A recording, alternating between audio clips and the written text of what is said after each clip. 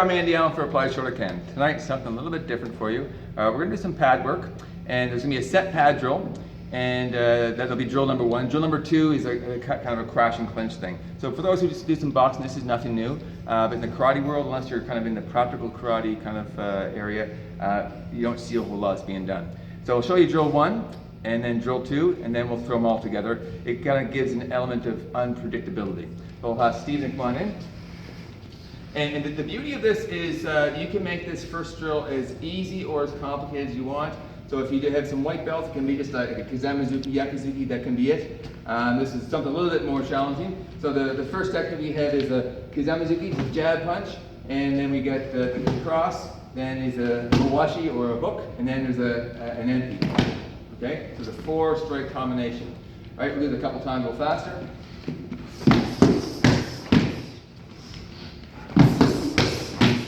One more time. Okay, good. So drill 2 is a crash and clinch, and this can be used more in a self-defense kind of context. So at some point when Steve and I kind of move around the floor, I'm going to start throwing some haymakers. This will be wild kind of punches, left, right, left. I can mix up the orders, doesn't really matter. When Steven comes in, he's got a couple options for his hand position. He can take his hands like this, like you kind of see at the beginning of Nahanshi. The Shotokan version of that kind of Teki doesn't have that. We start down here, but Nahanshi we have this, the head's covered.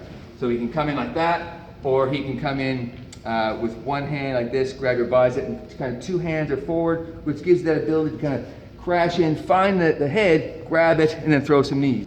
Okay, so Steve and I are kind of moving around the floor. At some point, I throw my haymakers, go real slow at first. I come in and he's going to cover in. He doesn't want to stay in my bubble. He wants to get inside there as soon as he can, find my head, and get me in a clinch. As soon as he has me in a clinch, I'm going to drop the pads down here. He's going to throw a predetermined number of knees for safety, okay? Because I don't want to be thinking he's finished and then move the pads only to take another knee to the ribs. Okay, so I come in, boom, he thrashes, he finds my head. As soon as he has that clinch, I start the pads. He's gonna go 1, 2, and 3. As soon as that third knee is finished, I have a choice. I'm gonna flash a pad either here or here, and he has to react accordingly. If I come on this side, his right hands find the head, and this is like the what you see in Teki or Nahanshi. The elbow goes in the hand. All right, so this is my head on the shoulder. I kind of like this a lot because it gives him a nice solid surface to hit. The only flaw, of course, in the kata, you're training to throw the elbow in the hand, and of course the target is much different location than the actual one. Okay, if I come over here, he has to go with the other hand and hit with that elbow. Okay? Again, when you're doing this with your students, if they're white belts, maybe the objective with the person in the hand, with the pads, is just to kind of touch, just give them a little feeling. Stephen's been around for a long time, despite this brown belt. So I'm going to kind of try to hit him in the head, give him a few rattles here, right?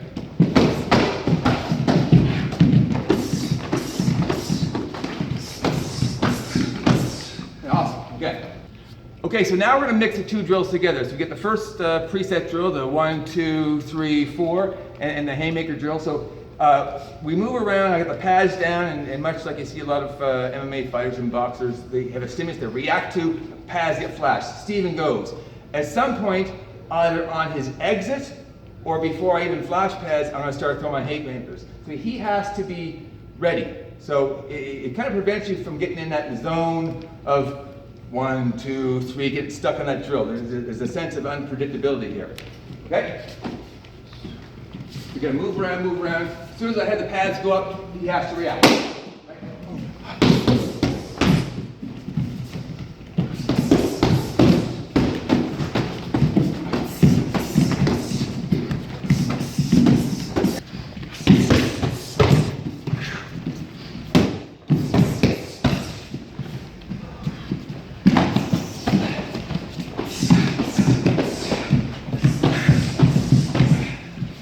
Very good. Karate was always meant to be functional. Let's practice that way.